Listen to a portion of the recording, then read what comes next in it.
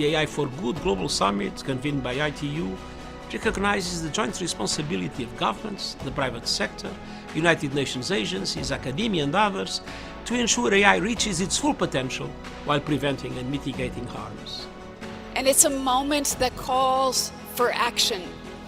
And today I'm calling on each of you to use this summit to help the world to better understand what kinds of regulations, what kinds of guardrails we need to put in place right now.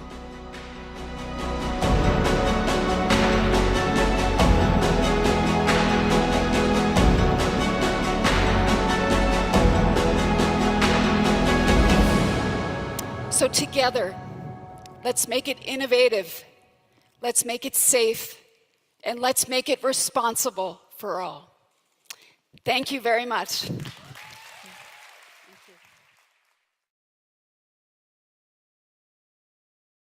Welcome to AI for Good, the leading action-oriented, global and inclusive United Nations platform on AI.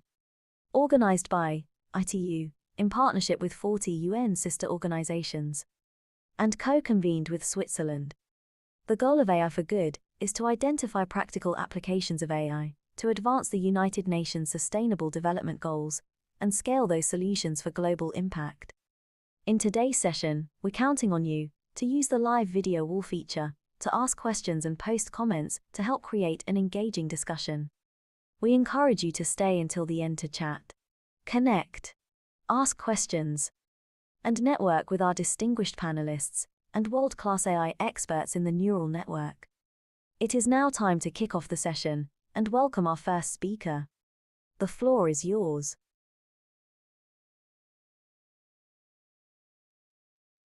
Hello everyone, and thank you for joining us in our session today for the 2023 AI, ML and 5G Challenge hosted by the ITU, the International Telecommunication Union.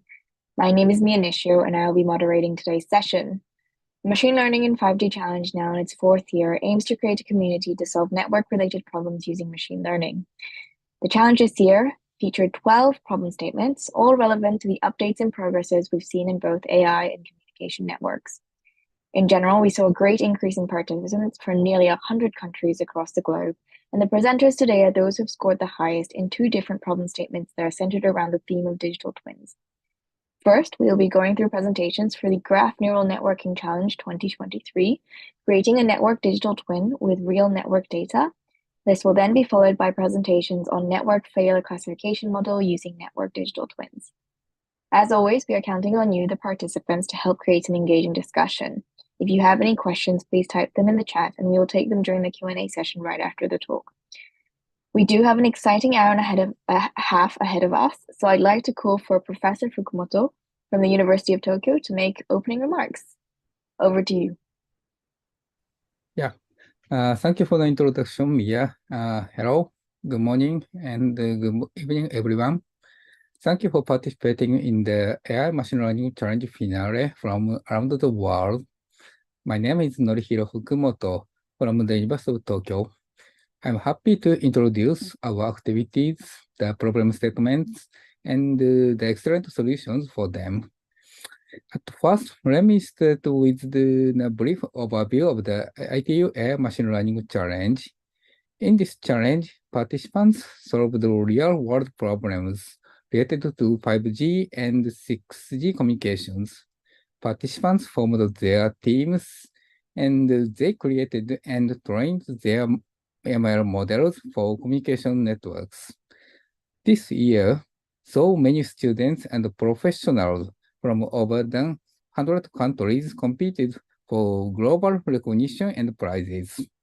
Today, we will introduce two problem statements: Graph Neural Networking Challenge and Network Failure Classification Model using Network Digital Twin. The top teams of each problem statement will present their sophisticated solutions. So let's start the presentations. We hope you enjoy their presentations and hopefully they help you to learn more about AI and machine learning. Thank you. Thank you very much for the opening remarks. Okay, so we'll start off with an explanation of the problem statement from Professor Alberto from Polytechnic University of Catalonia for the problem statement Graph Neural Networking Challenge 2023. Over to you. Yeah, thanks for the introduction. So let me very quickly share some slides.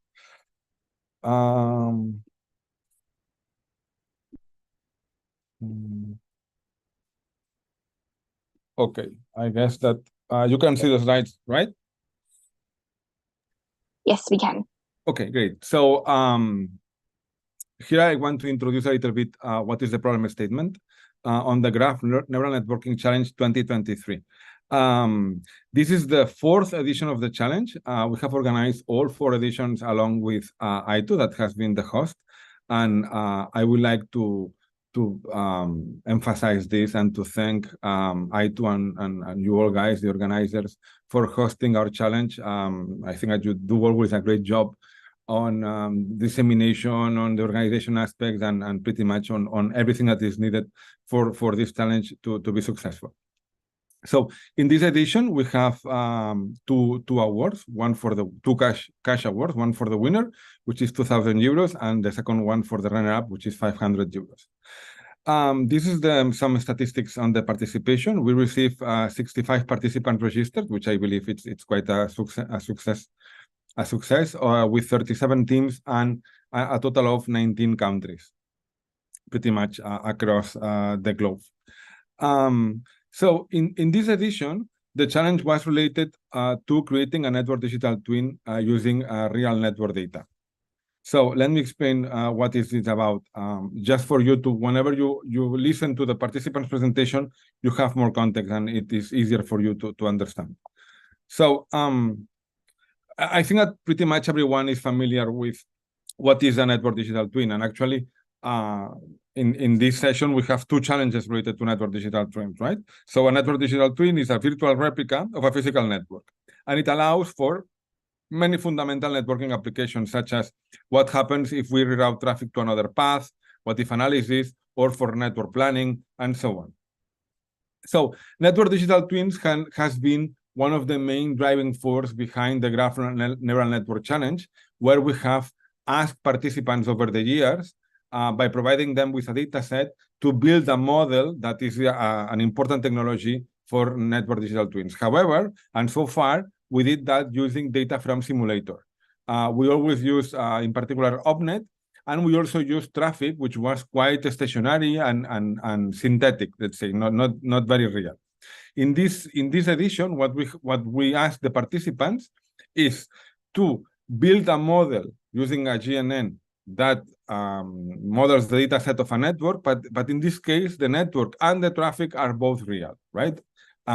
For this, we built network testbed, specifically designed for this type of challenge, where we have 8 routers, 2 high-end switches, and then 1 traffic generator and 1 traffic capture.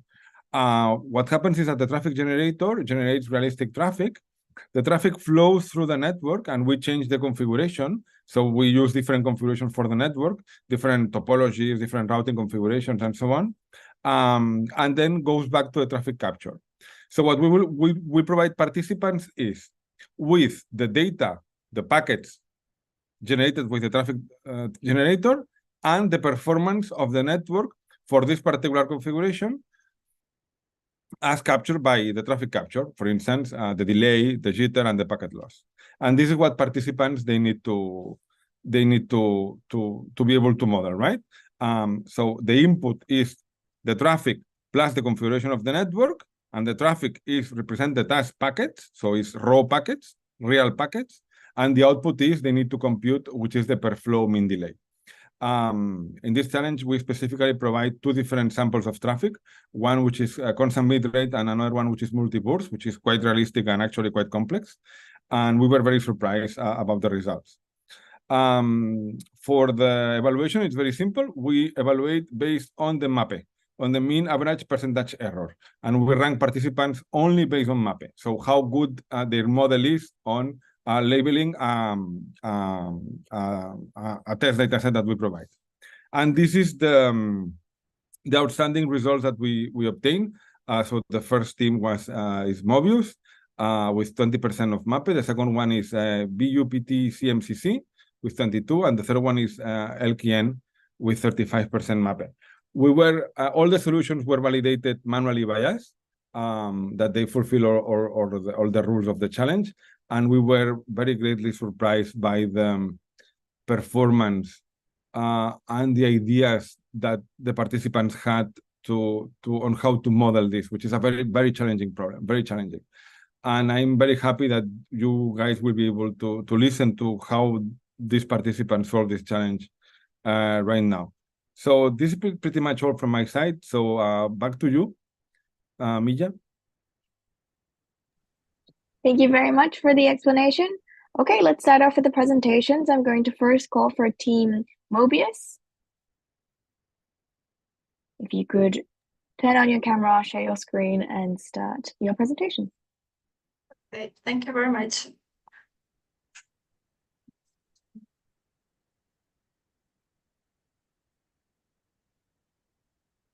You guys are seeing my slides?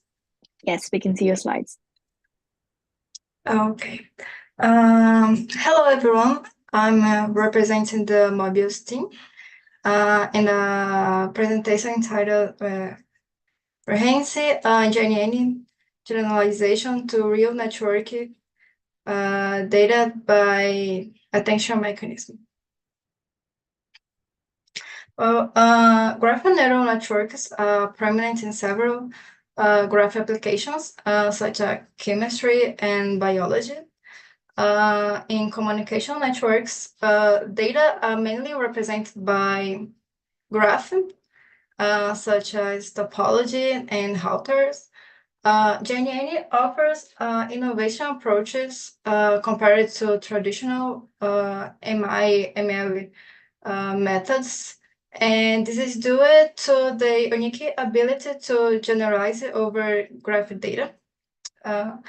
This innovation is for conventional approaches and overcome limitation for conventional other methods. So GNNs offer new perspective for improving performance and dynamically adapted to operational changes. And this represents a significant intersection between AI, ML, and computer networks. So given the importance to knowledge and the control of networks, NetTwin stands as a crucial tool when we talk about the network, all the knowledge and the components, because they divide the network into parts: the physical environments represented by topology and routers, and the virtual twin represented in this case by the GNN. And this approach allows us to simulate complexer environments and understand how networks would behave in some environments and some circumstances, and allow us to respond to questions like what happens if a specific node becomes unreachable, and in terms of quality of service parameters, what is going to be happen with our networks.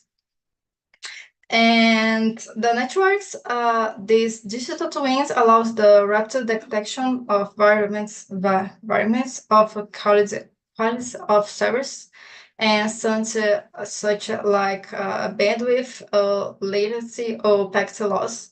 And this is very helpful for us to understand how the networks will behave in such environments, and any other questions. So the goal of these challenges is to create a network digital twin based on neural networks to predict the quality of service of networks, in this case, the delay, and given a network state and incoming traffic. Delay prediction is essential because they improve the quality of service, ensure service delivery with acceptable limits, And additionally, it enables networks optimization to reduce latency and provide a more efficient real-time communication for the users. So here we received comprehensive data, the data inputs such as link capacity, bitrate per burst, average package size, and the GNN model behaves like a black box in the input and output relationship.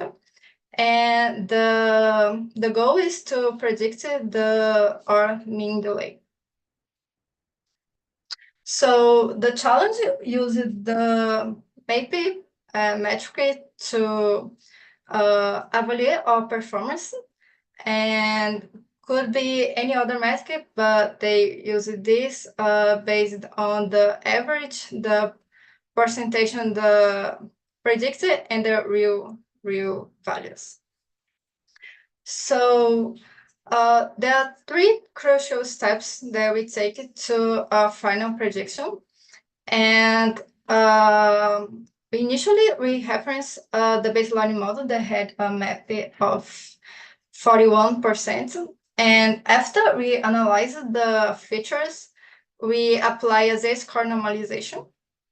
And to choose the best subset of inputs for our model, we use the feature selection. And after that, we use the attention mechanism to distribute different weights for our features. So the normalization is often necessary when dealing with attributes of different scales. And the baseline model uses the min-max normalization, and we choose to use the z-score normalization because the z-score normalization treats better, it's more robust to outliers numbers.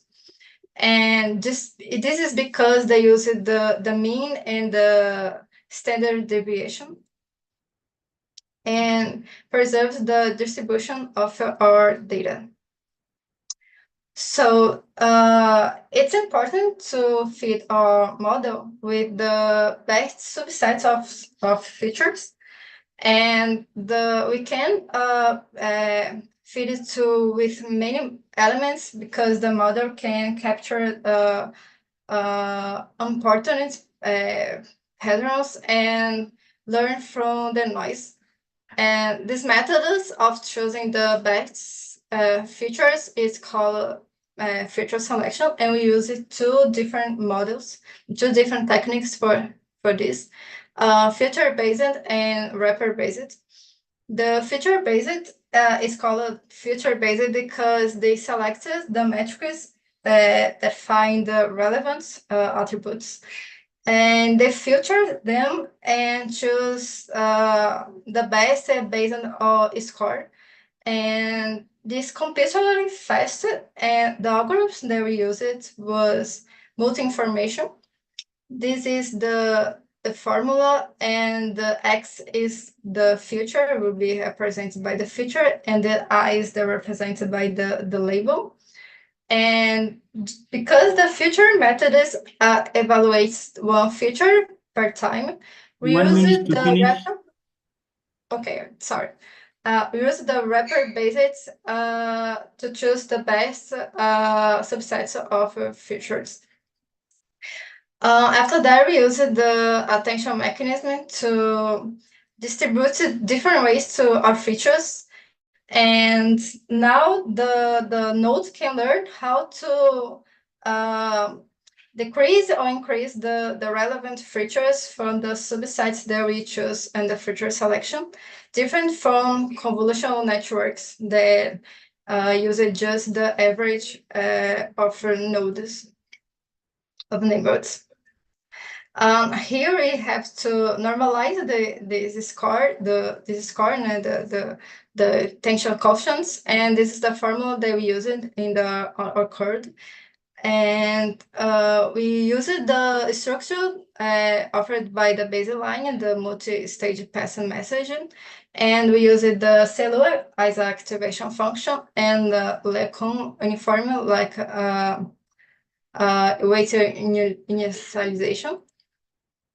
And here is the different models that we testing and evaluating. The first is the baseline, and the last one is the model that the final model that generates the final prediction by 20.00%. Here is our team, and I want to thank you, Professor Aldebardo Clotal and Glauco Gonçalves, for your support. And I end my presentation. Thank you all for your attention. Okay, thank you very much for your presentation. I'd like to now call for Professor Alberto and Vishnu to ask questions. Yes, first of all, congratulations on winning the challenge. I think I did a fantastic job reducing the MAPE. And now we know why, right? After listening to your presentation. Yeah, I'm curious about the attention mechanism. Did you perform an ablation test to understand which was the impact of this particular technology, or if not, what do you think? Particular technology, the attention mechanism. Yeah. What make us to our final prediction was the subset of steps that we take it. But yeah, the attention mechanism was very important because they allow us to know, have the knowledge which kind of features was important and was real important for a model to achieve our final prediction. But the results was just a set of steps that we taken. Okay. Okay. Cool. Thank you. Thank you very much, Rebecca, for that nice presentation. About the baseline and the comparison with the baseline, and your advantage when compared to the baseline. Could you please explain it a little bit more? You mean like what we use it as a baseline? Yeah, okay, sure. And the repository of the challenge, they had a code, and we train the code with the metrics they give us to, like number of iteration, number of flow embedding, link embedding, the features they use it, and we start from there. We evaluated this code, the metric, the performance of this code they give us, and we part from that for our modifications and improvements. This we take as our baseline. Okay, great. Yeah, and you find it useful, right? So maybe did you find something more which you wanted to be there? Or is there some gap in the baseline that you want maybe next year you want something more?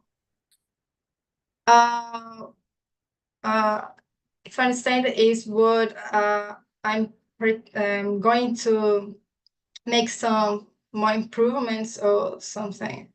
Okay. Oh, sure. Perfect. I thought about normalize the delay and study a little bit more about the features, but mainly the normalize the delay.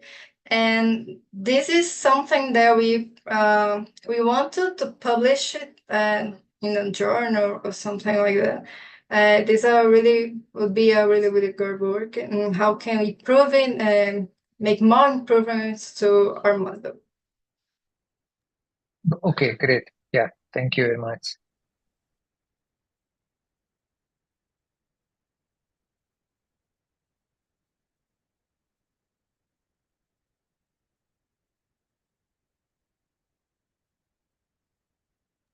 Okay, if that's it for the Q&A session, thank you very much for your presentation. If you could stop screen share. Thank you. I'd like to next call for Team BUPT CMCC. If you could turn on your camera and share your screen. Yeah, okay.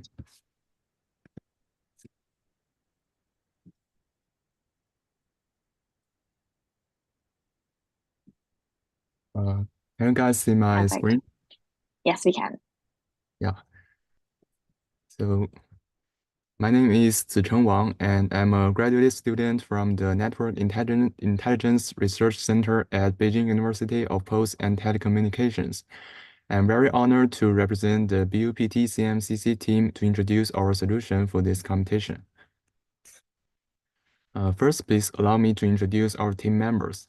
Our teams consist of 3 students from the NIRC at Beijing University of Post and Telecommunications, and 1 researcher from China Telecom.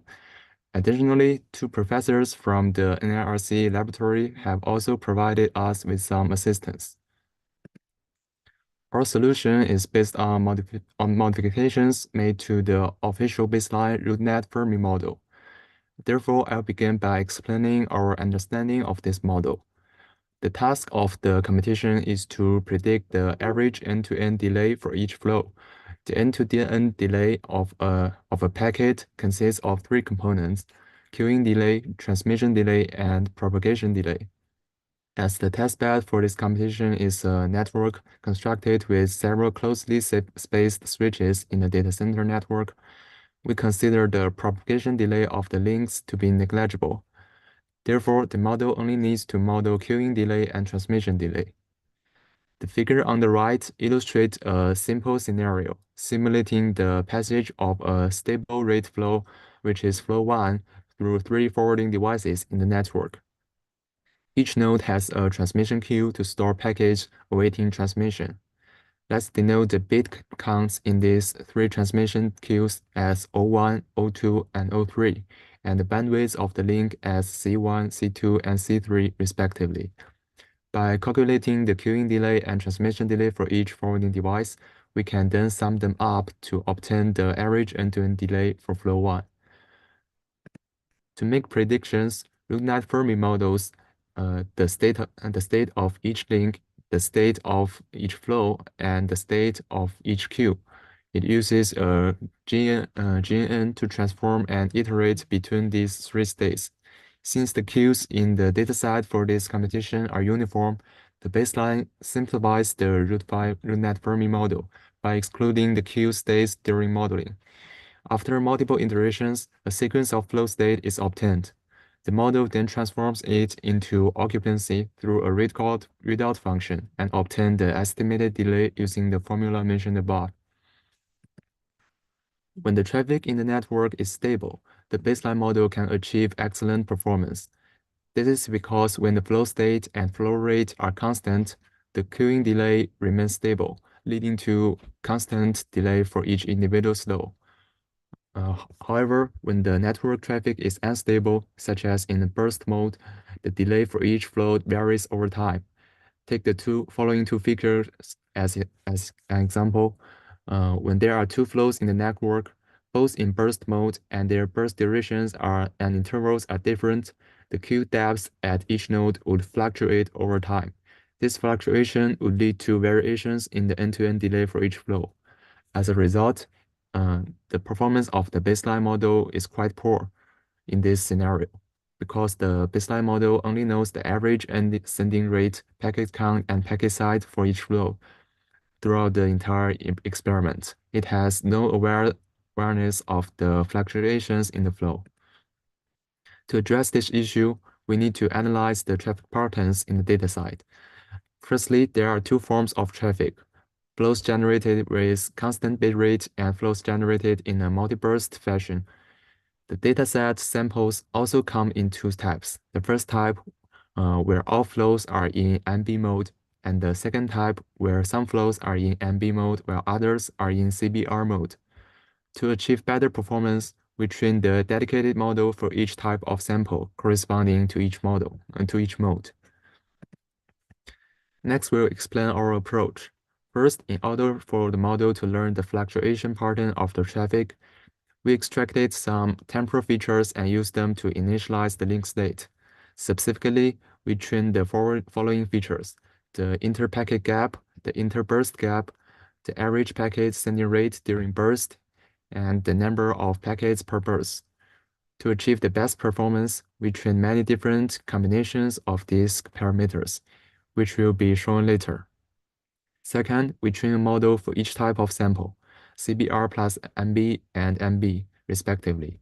For the MB model, all the training data consists of MB-type samples. During the evaluation phase, the respective model is used to predict the samples in the evaluation site. For different models, we ultimately select different sets of features. Third, during the evaluation phase, we add the following judgments to our model inference, since the end-to-end delay should be greater than the sum of transmission delay along the path. If the predicted delay is smaller than the sum of transmission delays, we would replace the value. Finally, we use 5-fold cross-validation to perform the training, because this allowed us to have a more comprehensive assessment of the model's performance. Our experimental results indicate that the model's performance varies slightly across 5 randomly selected folds. On this page, we present the optimal parameters we obtained after tuning. It can be observed that the iteration count for graph neural network updates differs between the two models. Other parameters such as the path state dimension and link state dimension are same for the two models. On this page, we showcase some different combinations of features we tried, and the model's performance trained with them. Due to time constraint in the competition, we didn't cover all possible combinations of parameters. For the CBR plus MB mode, the best performing model utilized IPG and on-rate, achieving a map of 20.3 on the validation side. Meanwhile, for the MB mode, the top performing model employed IPG and on-rate, achieving a map of 21.3 on the validation side. These are the two best performing models we trained. During the competition, we observed a significant improvement in performance by using separate models to predict the two traffic modes. Specifically, if only the CBR plus MB mode is used to predict. 1 minute left. Okay. 1 minute. A map of 39.7%. However, using two models for prediction result in a map of 22.86%. The above constitute an overview of our solution. We believe there is still significant room for improvement in the current model architecture, and we look forward to more refined solutions. Finally, I would like to express our gratitude to the organizers and the committee for providing us with this valuable opportunity for practical experience. And here is the contact information of our NIRC lab. We will be delighted to stay in touch with all of you.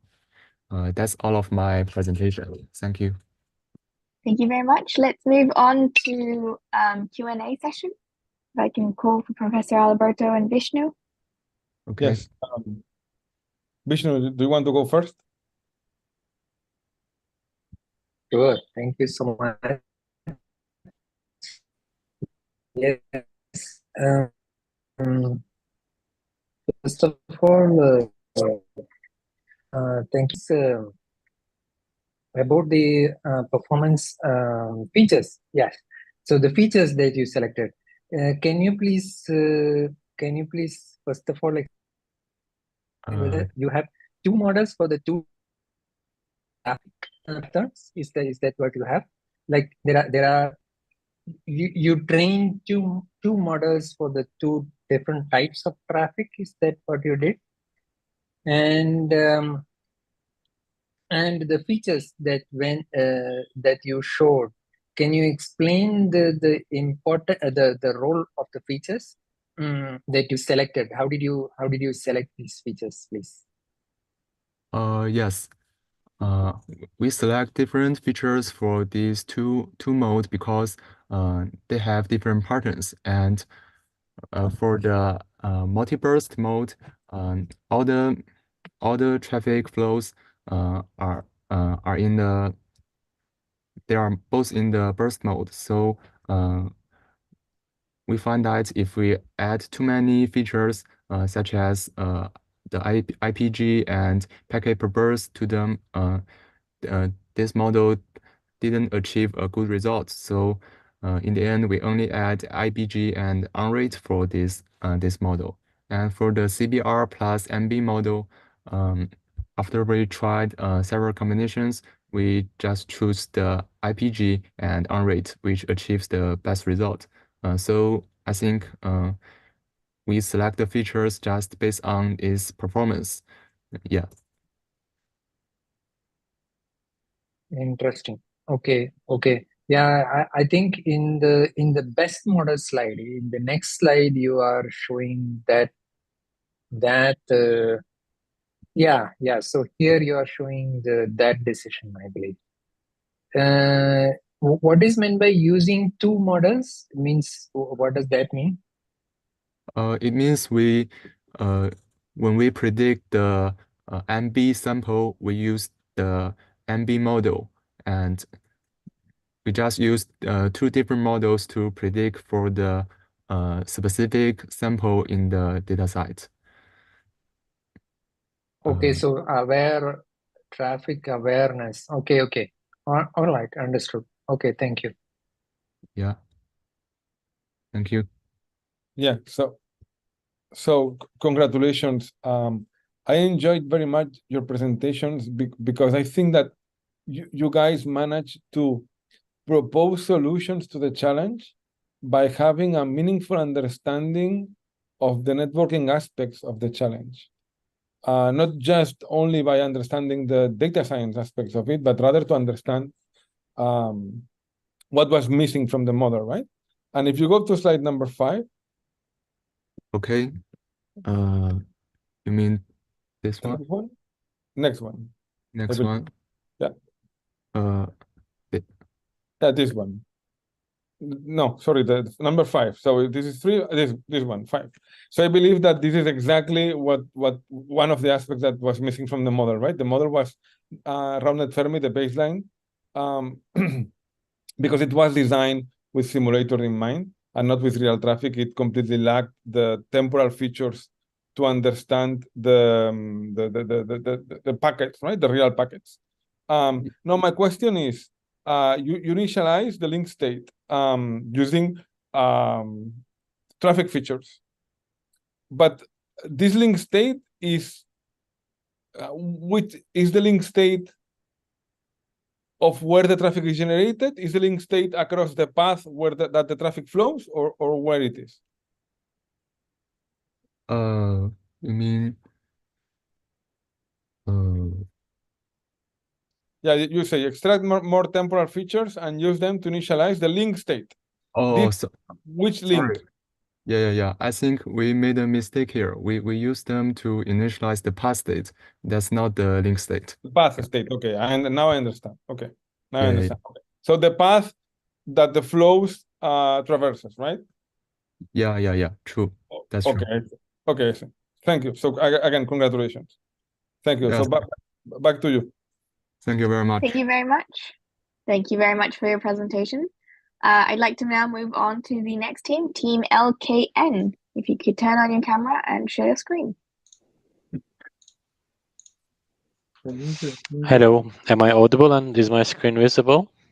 Yes. Oh, perfect. Okay, hello everyone. Today I would like to present our third place solution of the Graph Neural Networking Challenge 2023, prepared by me and my colleagues Maximilian, Serkut, and Johannes at Chair of Communication Networks in Technical University of Munich. So before basically diving into our solution, I would like to discuss our motivation of participating in the challenge and start by defining a digital twin. So a digital twin is basically a virtual representation of a physical object, person, or process contextualized in a digital version of its environment. You can basically take an example of a plane and consider its digital counterpart. What it enables is that you can make what if analysis, and by interacting between the digital counterpart and the real system, you can basically apply the scenarios of your what if analysis. And in our use case, what we have is mind is networks, and an example to the networks can be a data center network, and you can think of the digital twin of as basically a model which basically models your physical data center network. And what we have ultimately using the digital twin paradigm is a autonomous network management framework where the physical system of networks is monitored by the autonomous network manager AI, which then creates some configurations which can be tested in a network of digital twins to be applied into the real physical system. But what is the problem there? So existing ML-based models are already there, but they have been developed and trained using mainly simulated data. And the question that many of us here would like to address is how would they perform in a real network? With this motivation in mind, we basically started to participate in the GNN challenge, and now I'll slowly start presenting our solution and our approach. So our approach basically consists of taking the raw data provided by the organizers, starting with the pre-processing, and then continuing with the training to get the results and analyze the results in a continuous loop where we try to basically improve our pre-processing features and model hyperparameters. To say a few words about our testbed where we run our training jobs on, here at our chair, we basically have 4 servers equipped with 2 GPUs each. And we also have a network attached storage server where we host the challenge dataset. And finally, what we do is we start with the pre-processing and train a single training job in a single GPU. So we don't employ training parallelism in this case. And in the end, our model was basically trained on a single tested T4 GPU, where one epoch took around 12 minutes to process. So diving into the model architecture, our solution basically purely relies on the baseline model, baseline RouteNet Fermi model. And here we basically try to create a block diagram of the existing provided model. And I would like to talk about our experience and the things that we have tried to obtain our solution. So without further ado on the model structure, what we tried basically was initially focusing on the message passing algorithm and how the hidden states basically apply gather and update function. So in the baseline model, link hidden states are updated via GRUs, and we basically thought about why not apply RNNs or LSTMs in this case. But what we observed is that these neural network models they do not cause an improvement in the results, but they mainly increase the complexity of the model, hence leading to higher and higher runtimes. Similarly, for the path hidden states, we tried LSTMs in comparison to RNNs, but again we did not see much improvements.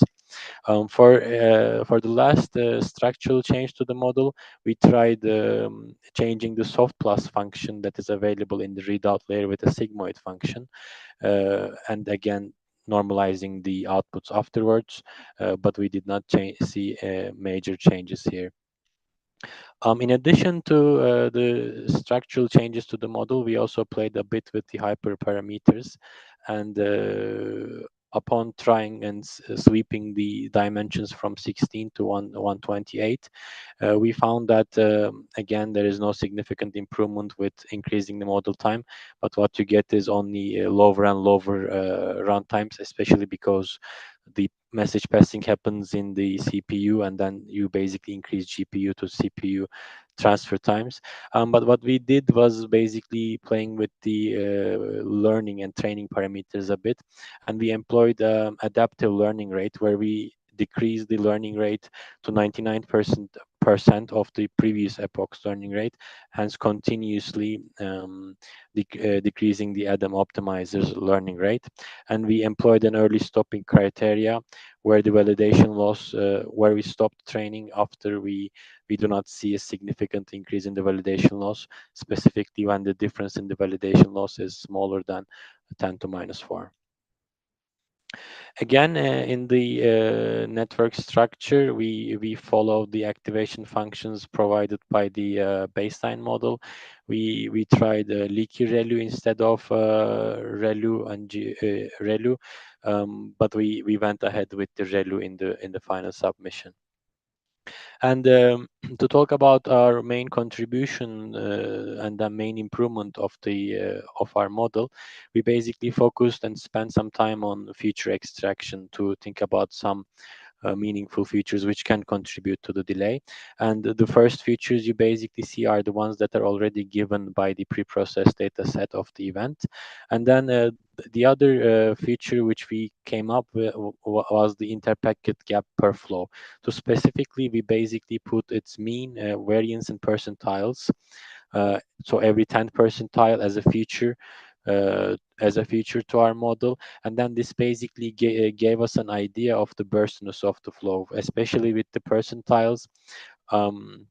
This basically gave us a better idea of when congestion can happen, and then a bit knowledge about the queuing delay that might be influencing the overall delay. To take a look for the results, I would like to compare our model's performance without our extended feature and with our extended feature. And here what you see is a scatter plot of predicted delay versus true delay. And without our extended feature, you can see that the test MAPE is around 45, whereas our final submitted model with the inclusion of interpacket gap achieves a MAPE of around 35, hence improving the results by around 25%. To conclude and to say a final few words, what we observed in this challenge was real networks are exhibiting complex characteristics, and hence it's a bit harder to model rather than simulation studies. And to take a step forward, what we also investigated, which is not included in the solution, was incorporating the percentage of packet losses in a flow as a feature.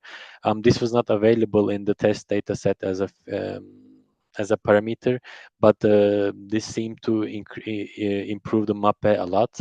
And finally, what we believe that may increase the results accuracy a lot is the queue hidden state, but it's also a bit hard in real systems to get access to these information. And with that said, I would like to thank the organizers and thank the participants of this event and take any questions. Thank you. All right, thank you very much. Let's move on to Q&A. If I could go, perfect. Yes, so Vishnu, if you don't mind, I will go first this time. So also congratulations. I think that the last slide from your presentation is precisely on point. I believe that the hidden state of the queue, it makes out of sense that it has such an impact on the accuracy, because at the end, what we are modeling is the queuing delay, right? Everything else is pretty linear. And then regarding the packet losses and so on, we plan to publish an expanded data set using the testbed, because as far as we know, this is the only data set for this type of network modeling that is produced with a real network.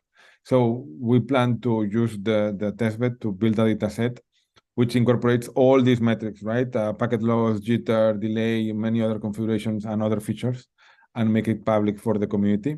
So, and I agree with you. Probably the packet losses should also improve prediction.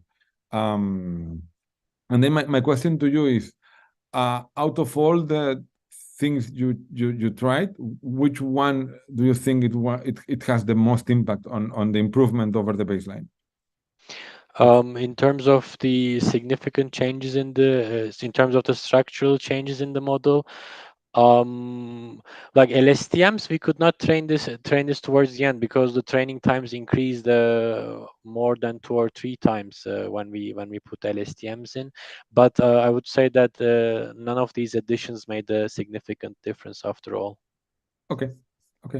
Thank you so much. Thank you. And again, congratulations. Yeah, congratulations, Khan. I think that's it's a great comprehensive study. I mean, it has both aspects. I mean, you have tried both model architecture as well as the network side of things. So yeah, thank you very much. I want to ask about the packet losses that you're suggesting. Do you think that is per link that will make a difference, or is it end-to-end flow-wise metric is sufficient? What is your opinion? I mean, so here our idea here is basically, so what contributes to the delay when you think is what you can come up with congestion. Congestion is a major contributor to the queuing delay, and you don't have queue hidden state features available. So our line of thought was if we can somehow estimate, find a proxy for congestion, and here packet losses can be a good proxy for congestion.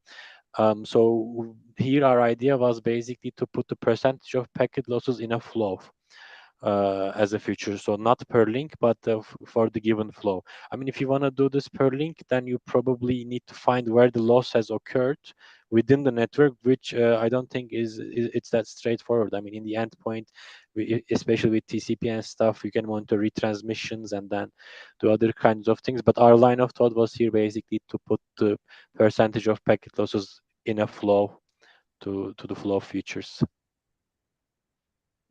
Great. And maybe quick one.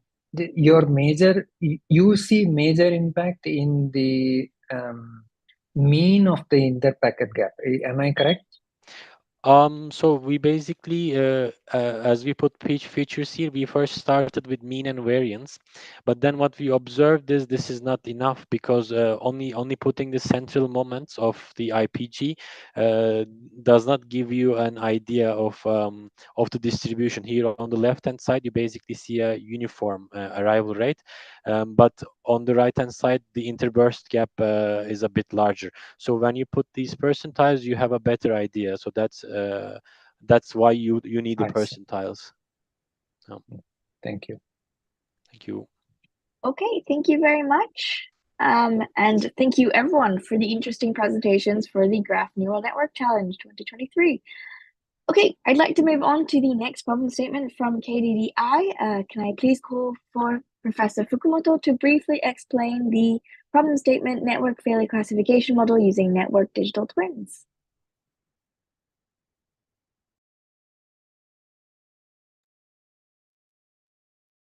Okay, can you see my screen? Yes, we can see your screen. Sure.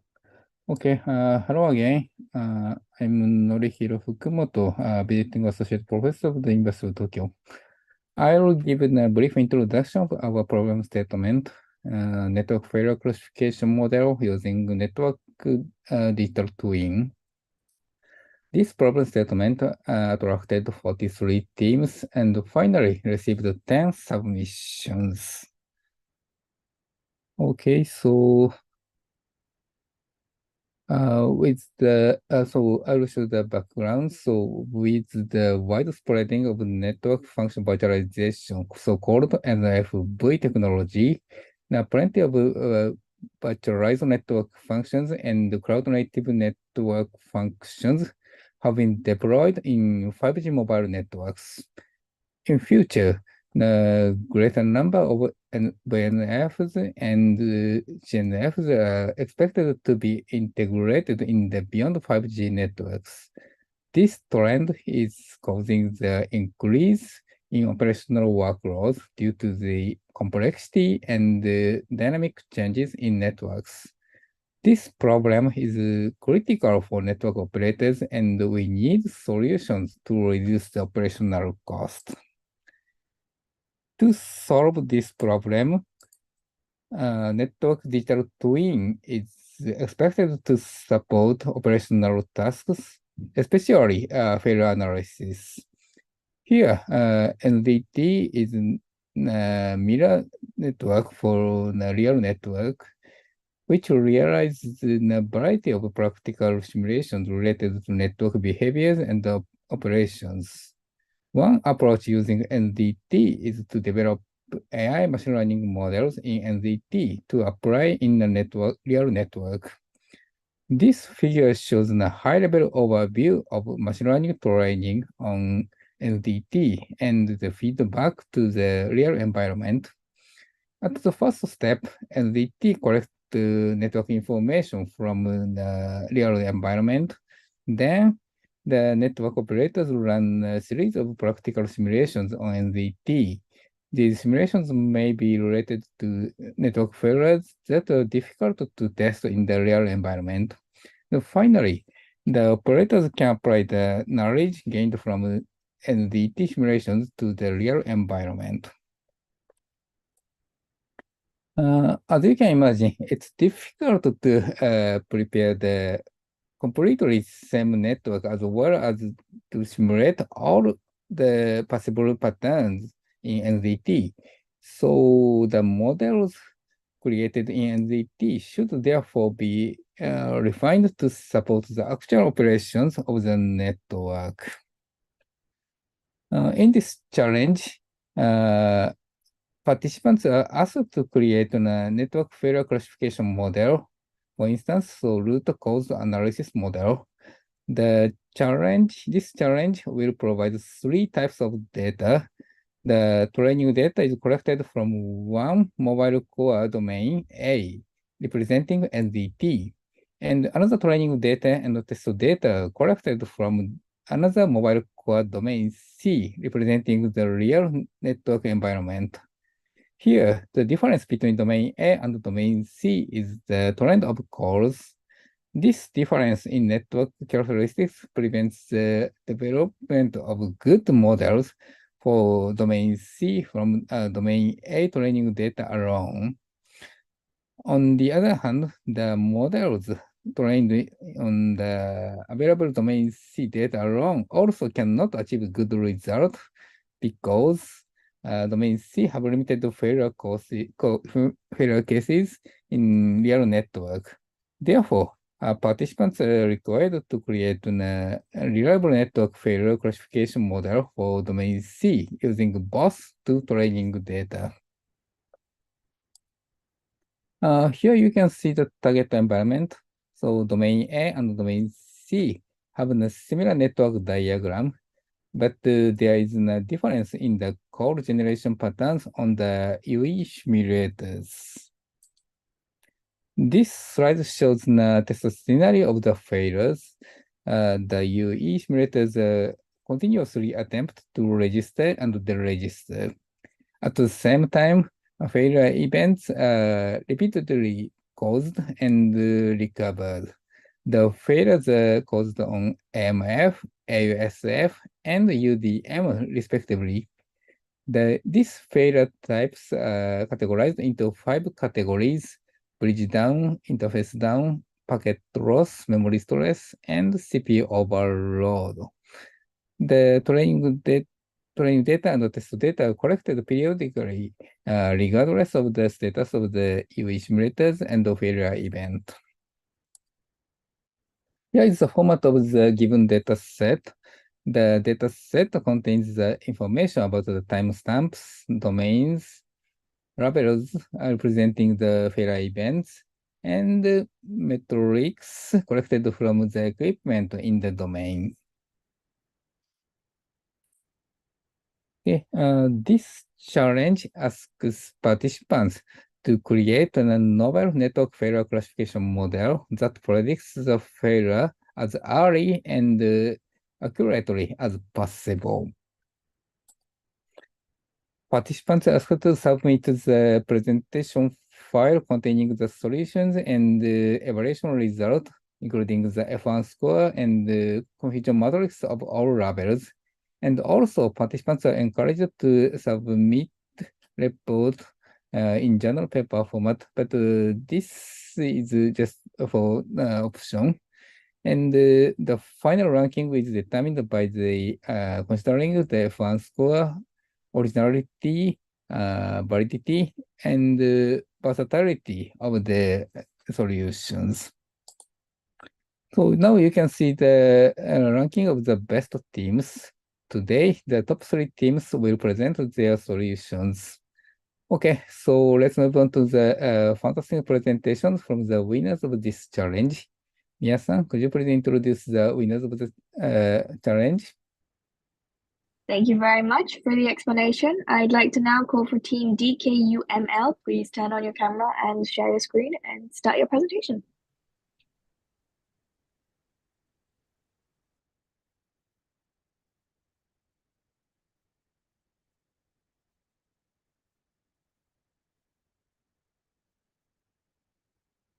You're currently muted. Yeah, do you see my slide? Yes, we can see your slides.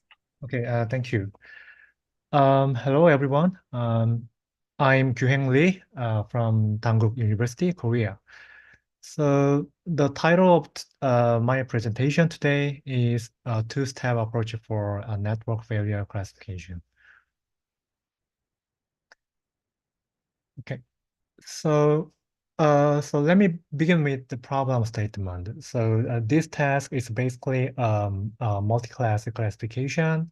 There are 16 predefined classes. Among the 16 classes, the 15 are derived from different combinations of 5 failure types and 3 failure points.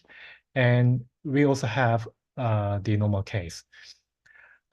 We are given more than 4,000 features, and they are statistics on traffic, CPU usage, and memory usage.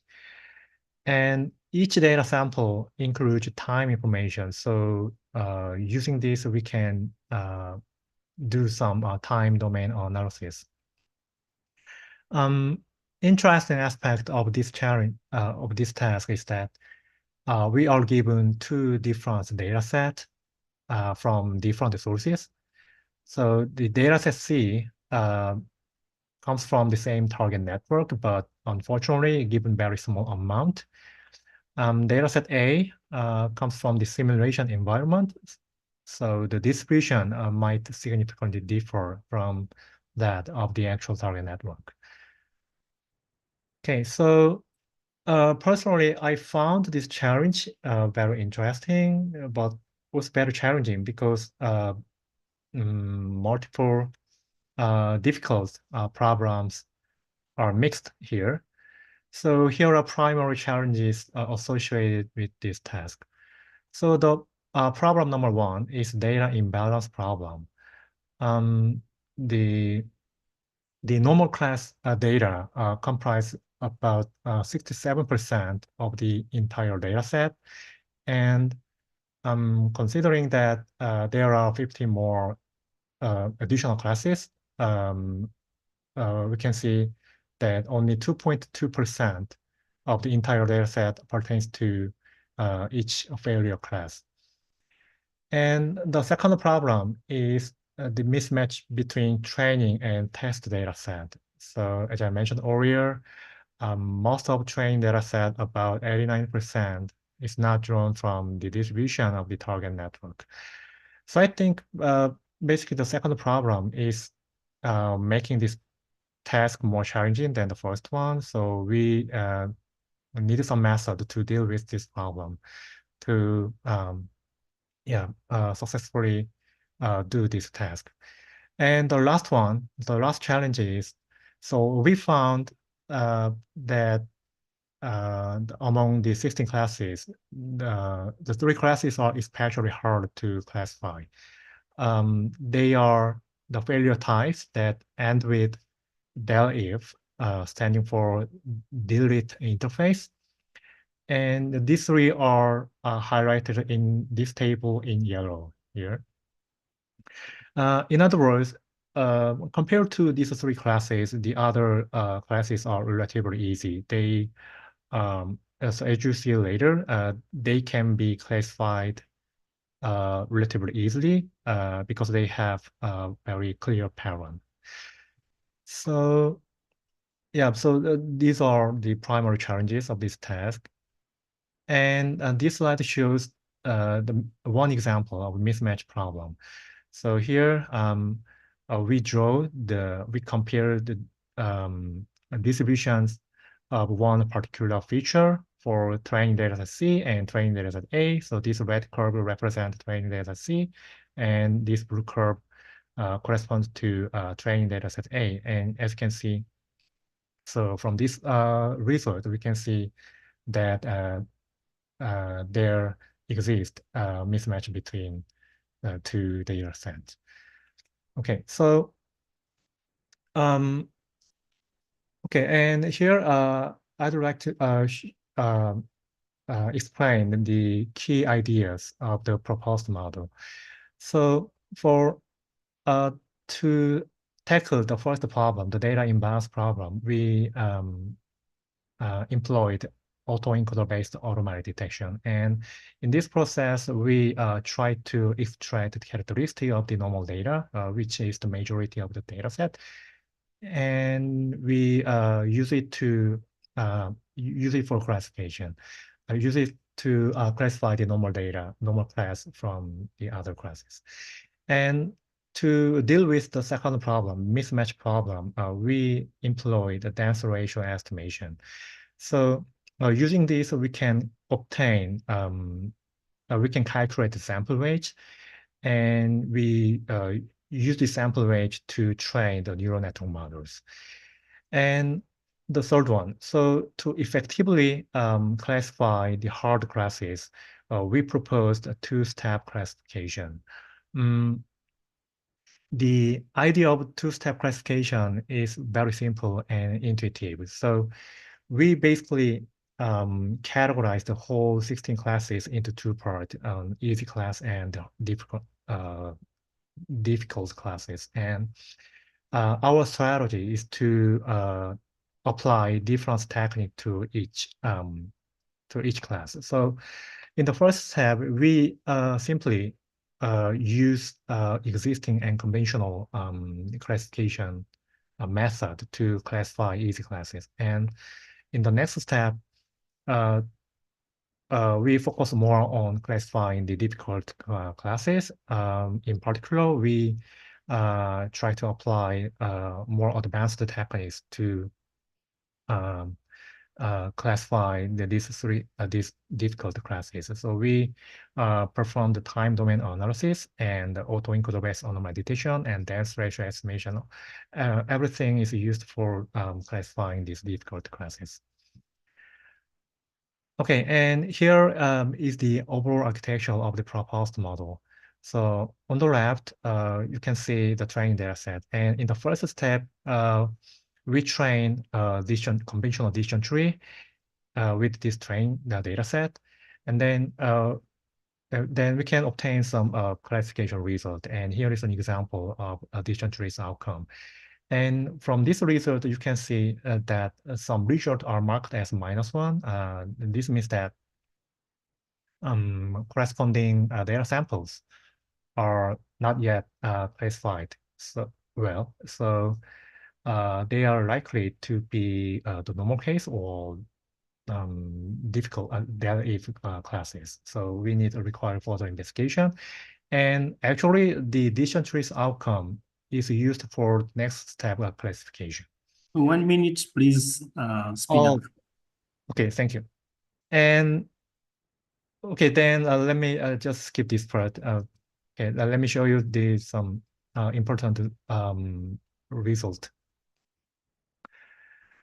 Okay, so yeah, but here is the evaluation result, and as you can see, we observed that the proposed model can effectively classify the easy classes. It only produces one misclassification.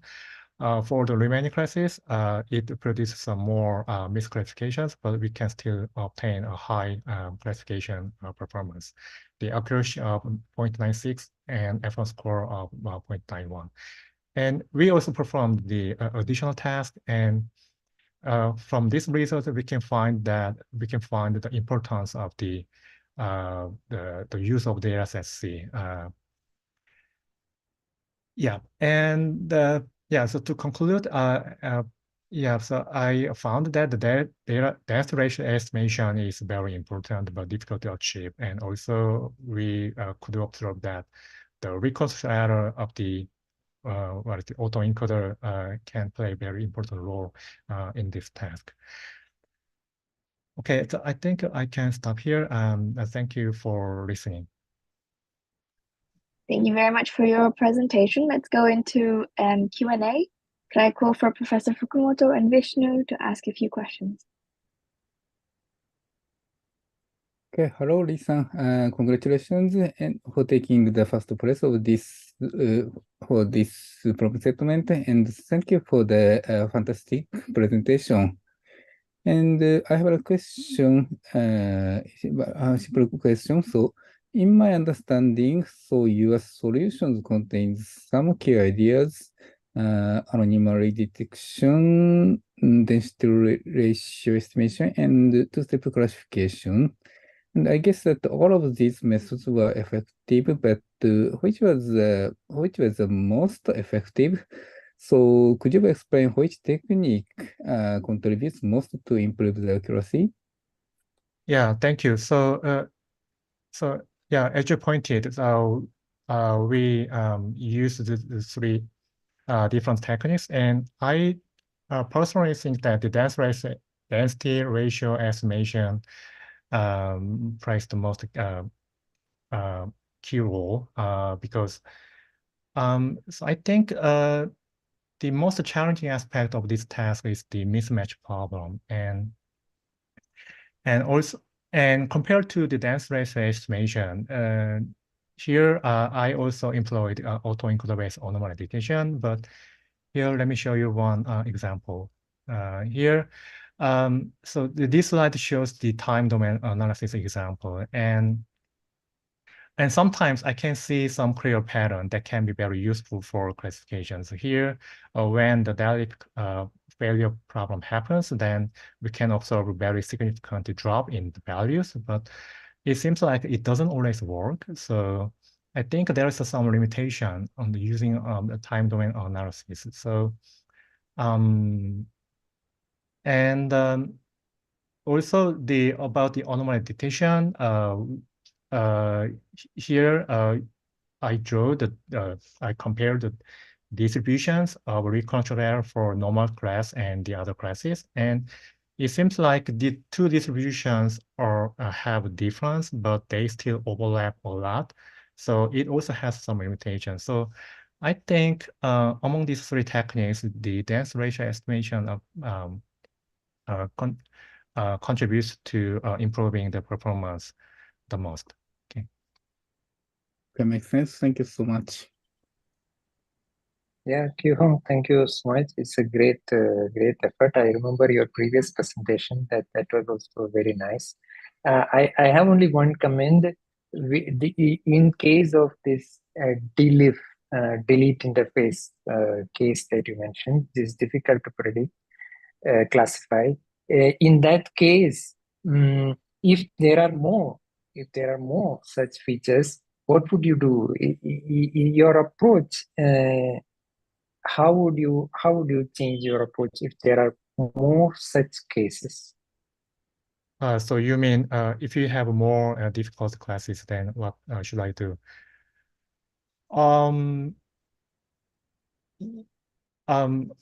So I think so. Basically, I personally regret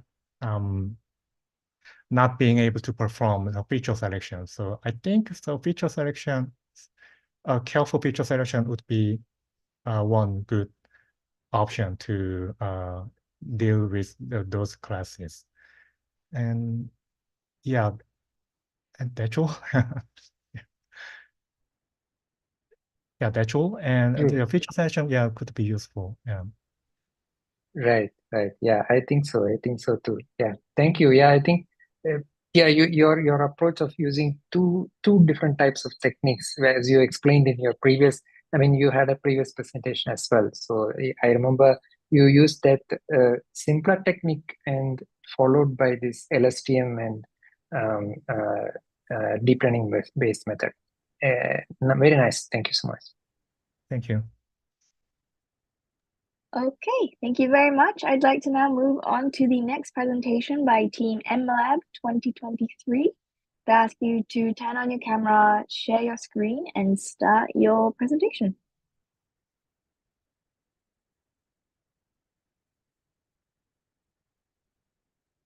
Perfect, we can see your slides.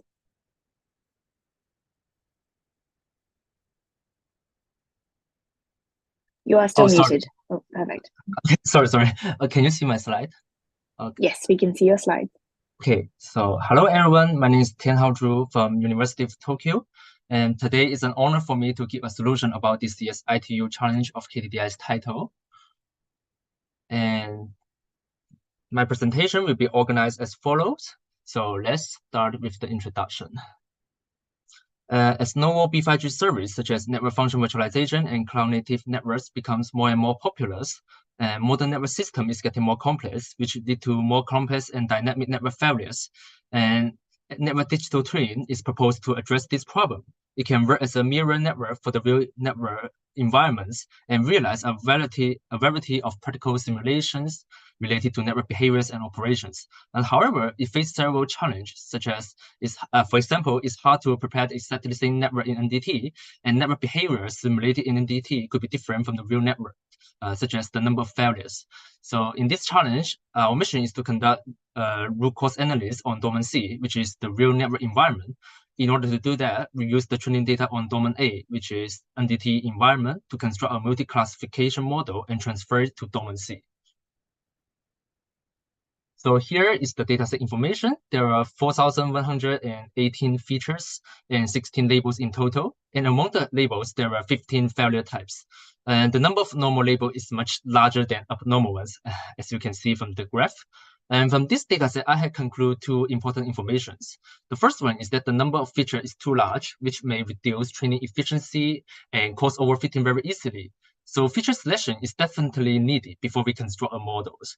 And the second one is that the number of normal labels is much larger than abnormal ones. In that case, it's very likely that the model may mistake all the predicted results into normal ones. And we might need to pay attention to these problems. So here is a brief summary of my proposed solutions. The first step is to conduct data cleaning, where we normalize the input features, check for non-values and outliers. And most importantly, we decide to eliminate all the features column with only one value, since they had little contribution to the result of predictions. After this process, the number of remaining features is 1,965. And the second step is to construct a neural network model. In this challenge, we adopt multi-layer perceptron-based transfer learning and conduct the model to do the classification job. And the final step is to conduct feature selection and improve the performance of models. We calculate the mutual information and select the best features. And this model will greatly improve the performance of models and can be considered one of the originality of my work. Now I will introduce some details of all these three steps. In the data cleaning process, we use mid-max scaling to normalize the input. And as you can see from the original data set, the scale of each column is quite different, which will reduce the speed of iterations. The normalization can greatly accelerate the speed of training and increase efficiency. And next, I will introduce the MLP network. This is the graph of the framework of neural network I use, which contains only two hidden layers. The number of input neuron is the number of features, and the number of output neurons is the number of failure types. And we pre-train the whole MLP network using all the data from training data A. After that, we freeze all the layer of the network, except for the last one. We fine-tune the last layer of MLP with training data C. This methodology is very similar to the case when we use a transfer learning in image recognitions. Although the models I adopt is very simple, it has many strengths, such as high flexibility, more powerful generation ability, and it's much easier to adopt transfer learning to it. Here is the initial result when we evaluate the model on test C dataset. As you can see, the model can achieve a very high F1 score for some of the failure types, like the memory stress start and interface down. However, there's still room for improvement, especially for feature reduction. And here, the number of features we use is 1,965, and we still need more training time with all these input features. And some of the features of less importance may even compromise the model. So our improvement method mainly lays on the feature selection process. As you can see from this slide, we calculate the mutual informations between each feature columns and label columns. IXY here refers to the mutual informations. And the larger the mutual information is, the higher the feature importance becomes. In accordance to the feature importance ranking result, we sample the number of selected features from top 10 to top 1,900 and evaluate the performance of average F1 score.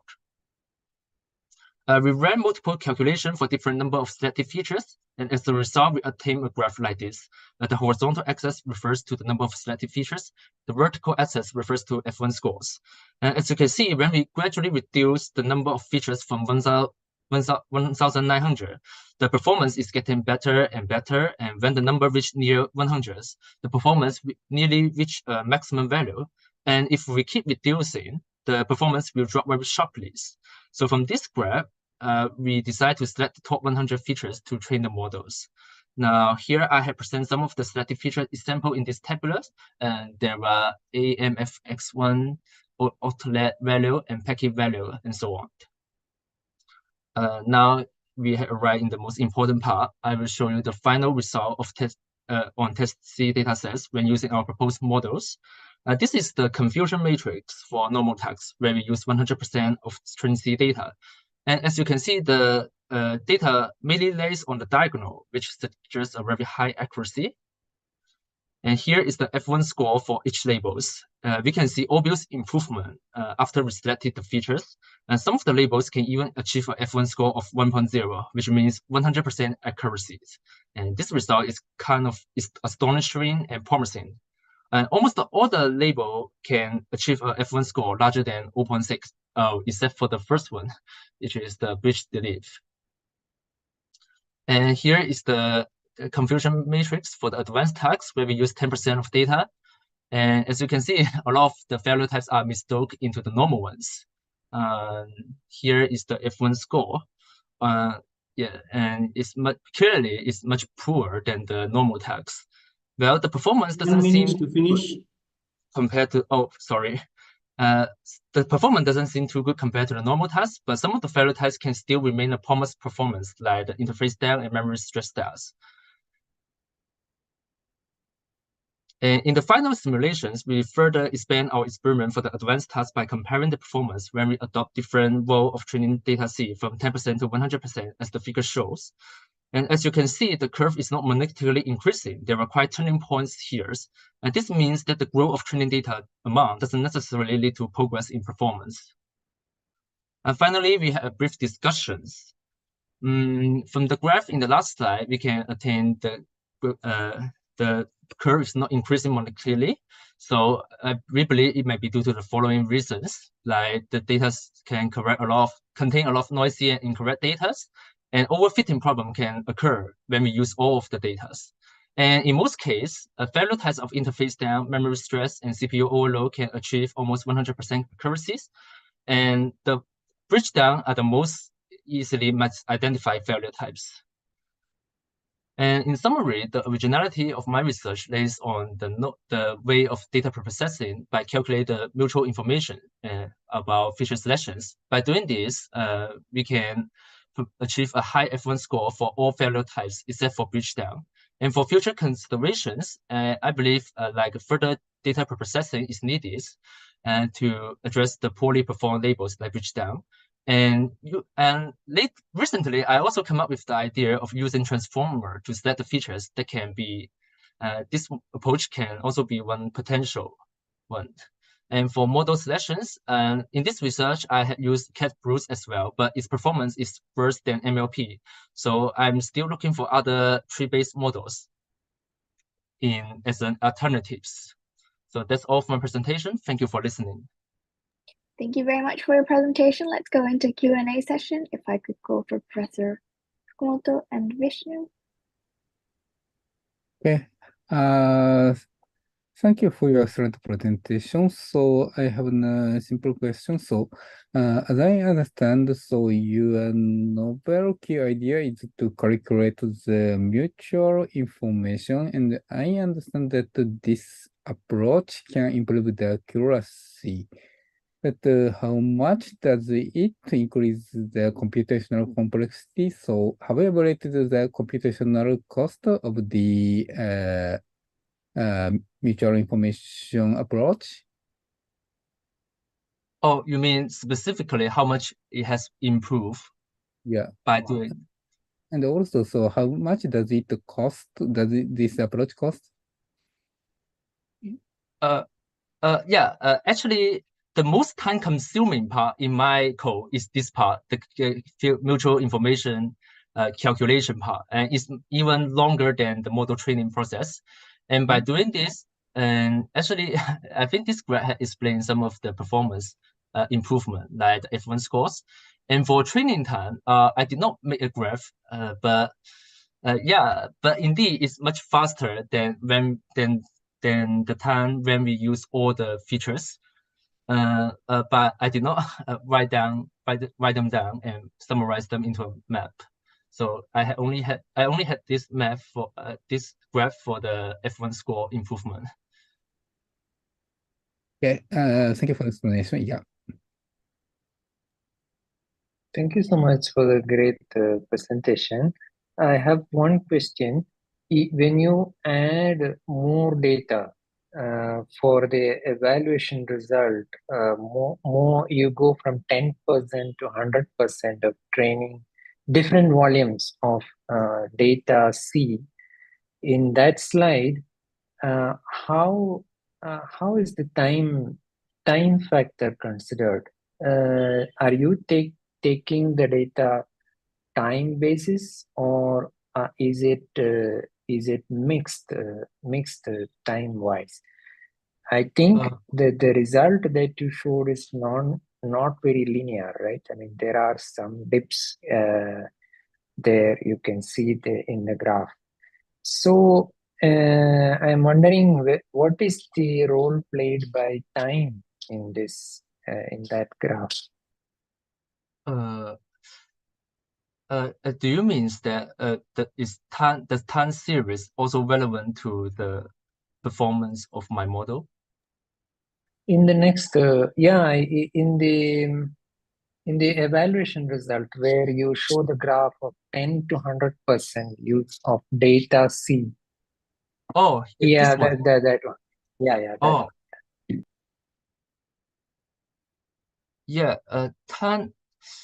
one.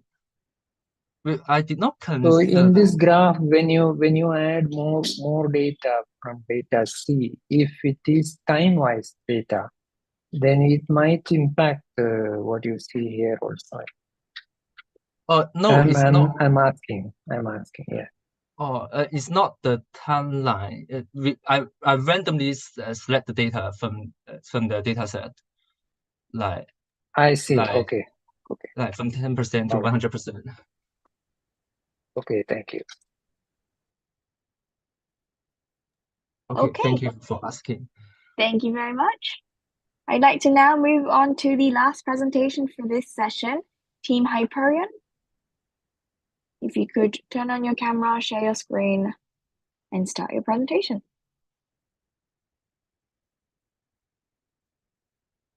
Okay, thank you. Just a moment. You see my screen? Oh. Yes, we can see your screen. Right. Okay, I'm representing Team Hyperion. I'm a software engineering graduate from the University of Dodoma. So this is my solution for the network digital twin network failure classification using the network digital twin. So I think the introduction of the problem has been given by the host and the previous participants. So I think I'm gonna go direct to the my approach. So right, so the objective was to use a combination of the NDT data, that was domain A, and the real domain C, which is the real data, to create a classification model that can be able to correctly classify network failure. So the data had around over 4,000 features, which was a lot. And we had 16 labels to classify, including the normal. So the failures were defined by the failure type, the combination of failure type and the failure points.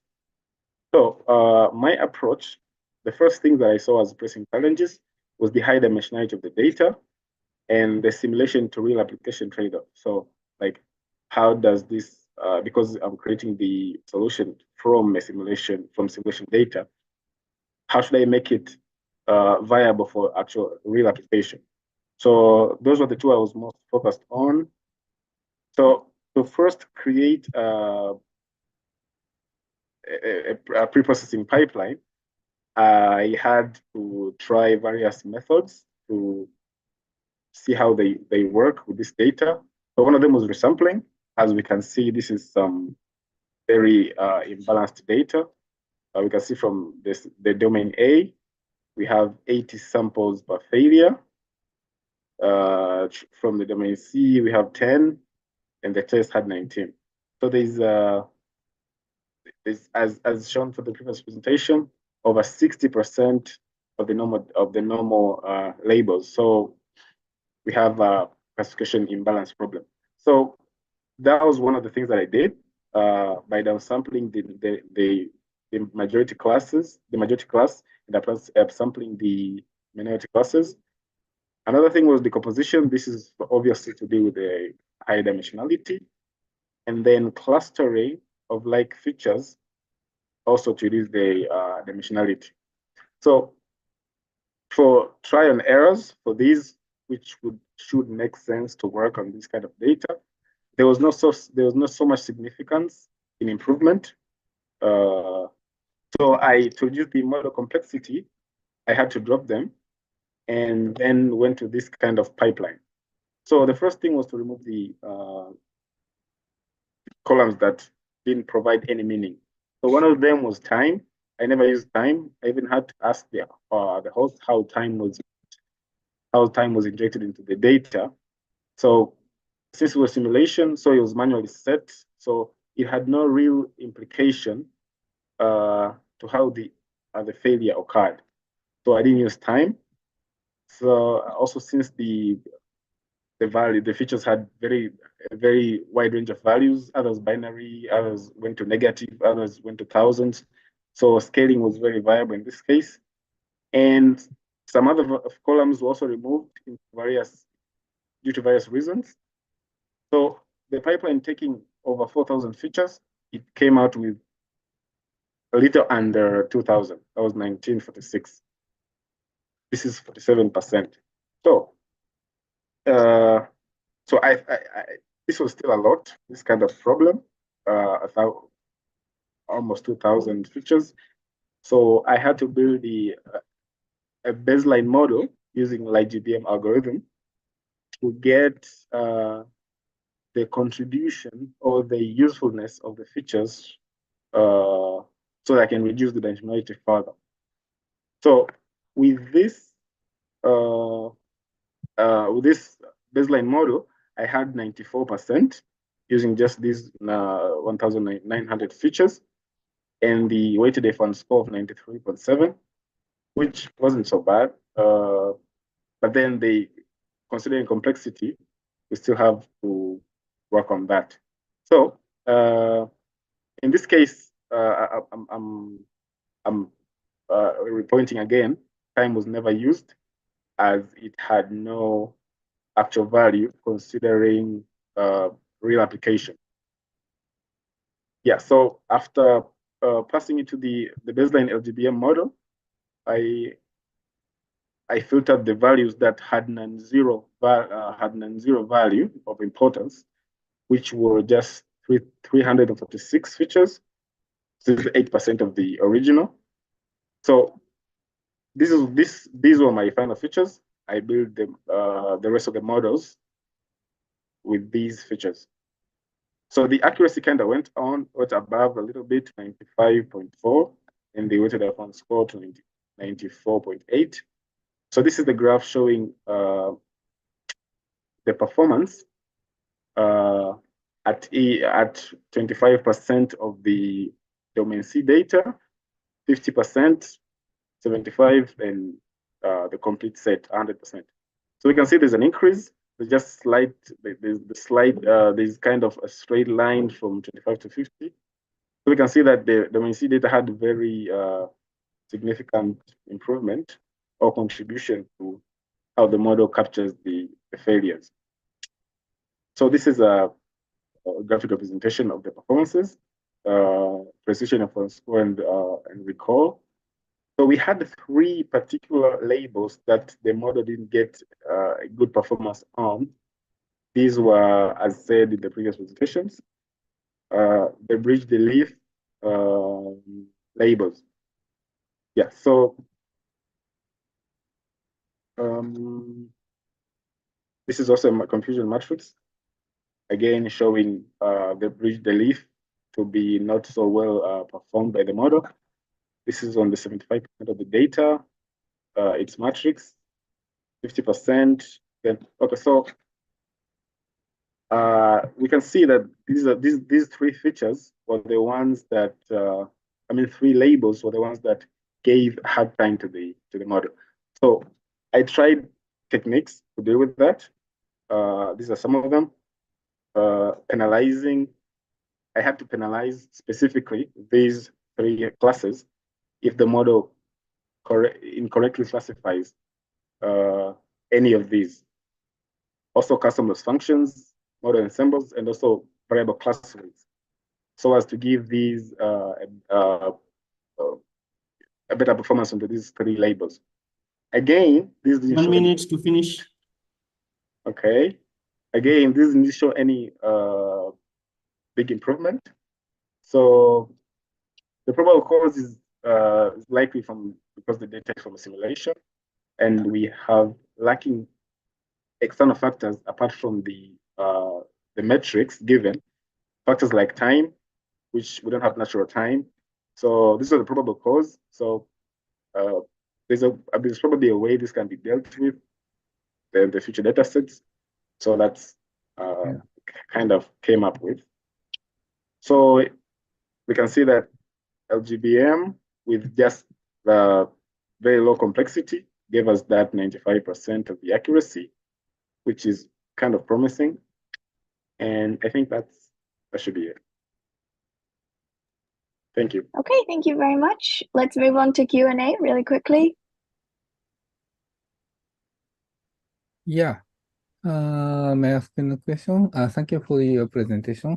So I think that your result seems mostly reasonable, but looking at the F1 scores by the failure type in the evaluation results on page 10, so some failure types have extremely low scores, especially bridge, the leaf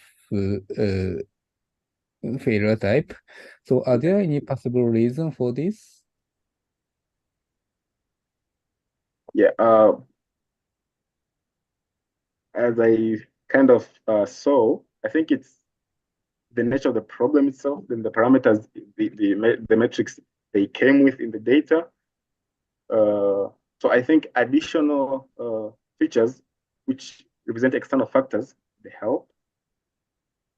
Yeah, so I think it's just their nature, because I've done I did a lot of penalizing and everything, but the model just couldn't get it. So yeah, I think some external factors as features could help, possibly.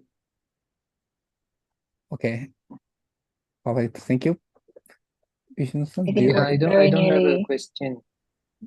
Yeah. I don't. Please think go ahead. No, we're very nearly coming to an end. Thank you very much for your presentation. I'd like to now move on to winner announcements. Thomas? Okay, thank you so much. I would like to give a quick announcement on the winners. So thank you everyone for joining our competitions. It's been really lovely to have so many people joining different competitions that we have been running this year. This is our last finale for most of the competitions. So thank you so much.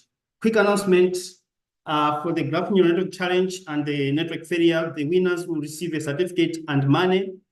So in terms of the Graph Neural Network Challenge, the Barcelona Neural Networking Center provided €2,500 for the winners, which were announced last week. So that's €2,000 for the first place and €500 for the second place. From the ITU, we put in €1,000 to be split into 5-3-2. So 500 for the winner, 300 for the runner-up, 200 for the for the third place. So as I show here, it means the winner will go with a total of 2,500, the second place 800, the third place 200. So the third place for the Graph Neural Network Challenge, okay, let me just play my music down here. So yeah, announcement for the winners. The third place is LKN, congratulations. The second place for the Graph Neural Network Challenge 2023 is BUPT CMCC. Congratulations, guys. And for the winner is Mobius. So Rebecca and the group, Professor Debaro, congratulations. Thank you for joining everyone for doing good job in the competition. Next, for the network failure, a certificate and 500 cash prize for the winner, Swiss franc, 300 for the runner-up, and for the third place, 200. So the third place for this competition is Hyperion. Congratulations. The second place or runner-up is MLab 2023. Congratulations. And the first place is DKUML. So everyone, congratulations for doing great work in this competition. So all the best, good luck. One quick announcement from my side. As everyone is watching, please submit your papers for the special issue that we are running. You can scan the QR code, and the 1st of January is the last date. So congratulations, and we can now request Professor Adebaro for the closing remarks. The floor is yours.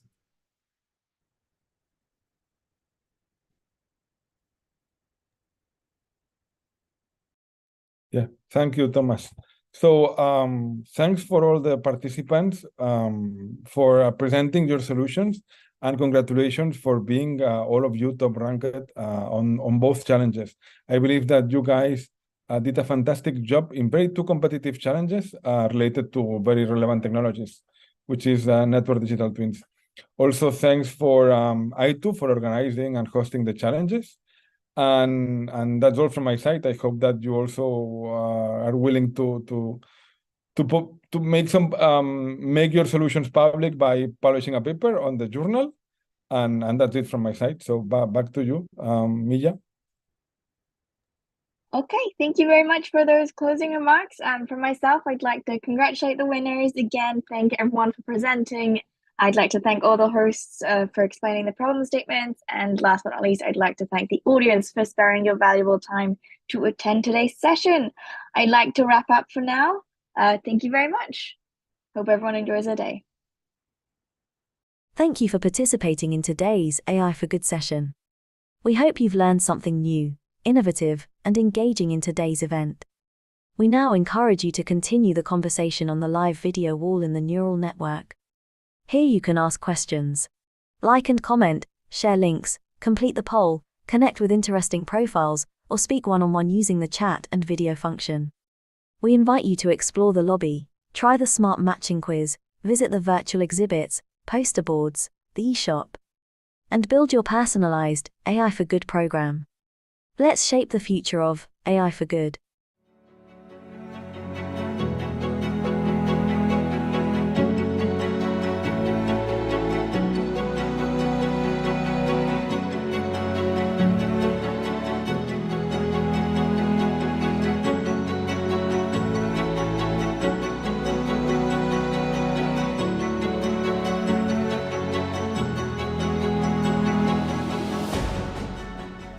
The AI for Good Global Summit, convened by ITU, recognizes the joint responsibility of governments, the private sector, United Nations agencies, academia, and others to ensure AI reaches its full potential while preventing and mitigating harms. And it's a moment that calls for action. And today I'm calling on each of you to use this summit to help the world to better understand what kinds of regulations, what kinds of guardrails we need to put in place right now.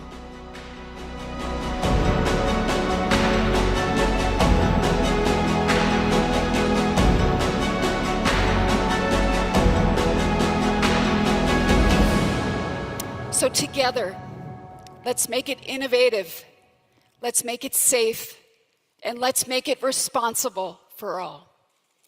Thank you very much.